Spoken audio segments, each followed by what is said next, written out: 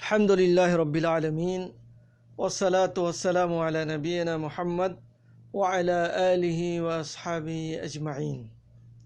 محترم اسلامی بھائیوں، رمضان المبارک کے روزوں کے بعد شوال کے مہینے کے 6 روزے رکھنا مستحب ہے، واجب نہیں ہے۔ ہمارے لیے، آپ کے لیے مشروع یہ ہے کہ شوال کے مہینے میں 6 روزے رکھے جائیں۔ اس کا بڑا اجر و ثواب ہے، اور اللہ کے نبی نے فرمایا ہے کہ جو شخص رمضان کے روزے رکھتا ہے اس کے بعد 6 روزے شوال میں مکمل کرتا ہے تو اسے 1 سال کے اجر و ثواب کا 1 سال کا اجر و ثواب ملتا ہے۔ ابو ایوب انصاری رضی اللہ عنہ سے روایت ہے، وہ فرماتے ہیں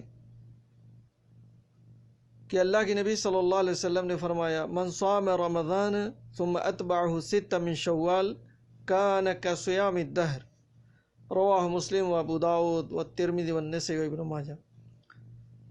جس شخص نے رمضان المبارک کے روزے رکھنے کے بعد شوال کے 6 روزے رکھے تو یہ ایسا ہے جیسے پورے سال کے روزے ہوں، گویا کہ اس نے پورے سال کا روزہ رکھا۔ اور اللہ کے نبی صلی اللہ علیہ وسلم نے اس کی تفسیر اس طرح سے بیان کی ہے کہ جس نے عید الفطر کے بعد 6 روزے رکھے اس کے پورے سال کے روزے ہیں۔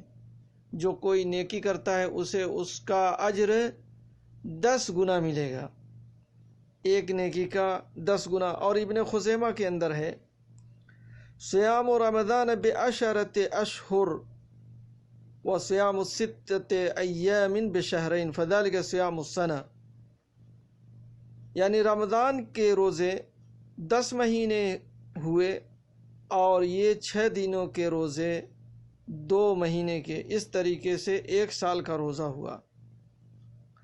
یعنی اگر ایک نیکی کا 10 ملتا ہے تو 30 کے 300 ہو گئے اور 6 کے 60 ہو گئے، اس طریقے سے 1 سال کے روزوں کا ثواب ہو جاتا ہے۔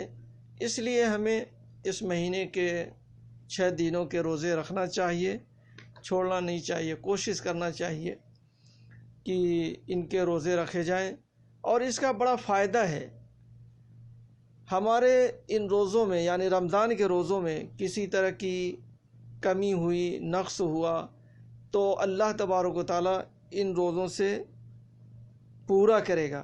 جیسا کہ ایک حدیث میں اللہ کے نبی صلی اللہ علیہ وسلم فرماتے ہیں، ان اول ما يحاسب الناس به يوم القيامة من اعمالهم الصلاة قال يقول ربنا جل وعز لملائكته وهو عالم انظروا في صلاة عبدي اتمها ام نقصها فإن كانت تامة كتبت له تامة وإن كان انتقص منها شيئا قال انظروا هل لعبدي من تطوع فإن كان له تطوع قال أتم لعبدي فريضته من تطوعه ثم تؤخذ الأعمال على ذاكم۔ روز قیامت بندے کے اعمال میں سب سے پہلے نماز کا حساب و کتاب ہوگا۔ اللہ کے نبی صلی اللہ علیہ وسلم فرماتے ہیں کہ ہمارا رب عز و جل اپنے فرشتوں سے فرمائے گا، حالانکہ وہ زیادہ جاننے والا، خوب جانتا ہے، میرے بندے کی نمازوں کو دیکھو کہ اس نے پوری کی ہے یا اس میں کچھ کمی ہے۔ اگر مکمل ہوں گی تو اس کے لیے مکمل لکھ دیا جائے گا، مکمل اس کا اجر و ثواب لکھ دیا جائے گا۔ اور اگر اس میں کچھ کمی ہوئی تو اللہ تعالیٰ فرمائے گا کہ دیکھو میرے بندے کے نوافل ہیں، اگر اس کے نوافل ہوں گے تو اللہ تعالیٰ فرمائے گا کہ میرے بندے کے فرائض اس کے نوافل سے پورا کرو، پھر باقی اعمال بھی اسی طرح سے لیے جائیں گے۔ اس کو امام ابو داؤد نے روایت کیا ہے اور شیخ البانی نے صحیح قرار دیا ہے۔ تو اس سے یہ فائدہ ہوا کہ ہم نے ابھی جو رمضان کا روزہ رکھا ہے اس میں کچھ کمی بیشی تو ہونے کا پورا امکان ہے، تو اگر کسی طرح کی کمی ہوئی تو اللہ تبارک و تعالیٰ اس کمی کو ان نفلی چیزوں سے، نفلی روزوں سے پورا کر دے گا۔ اسی طریقے سے اور بھی جو فرائض ہیں اس کے اندر کسی طرح کی کمی ہوئی تو نفلی اعمال سے اللہ تبارک و تعالیٰ پورا کر دے گا۔ تو یہ بہت بڑے اجر و ثواب کا مسئلہ ہے، اسے ہم لوگوں کو اپنانا چاہیے۔ اور 6 دن کوئی زیادہ ایام نہیں ہے، کوئی زیادہ دن نہیں ہے، اسے پورا کرنا چاہیے۔ اور اس میں آزادی ہے، ہمارے لیے چھوٹ ہے کہ ہم چاہے مسلسل روزہ رکھ لیں یا چھوڑ پکڑ کر یعنی ناگے کے ساتھ روزہ رکھ لیں، یعنی 1 دن روزہ رکھیں 2 دن نہ رکھیں، یا 2 دن رکھیں پھر 1 دن نہ رکھیں، یعنی جس طریقے سے ہمیں آسانی ہو اس طریقے سے ہم روزہ رکھ لیں۔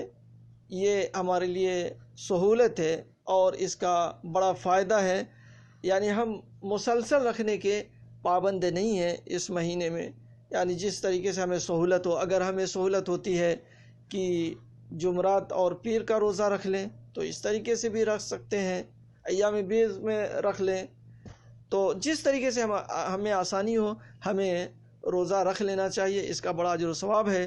اللہ تعالیٰ سے دعا ہے کہ اللہ تعالیٰ ہمیں اور آپ کو اور تمام مسلمانوں کو فرائض کے ساتھ ساتھ نفلی اعمال میں بھی آگے بڑھنے کی توفیق عطا فرمائے، آمین۔ وآخر دعوانا الحمد للہ رب العالمین، وصلی اللہ علی نبینا محمد وعلی آلہ وصحبہ اجمعین۔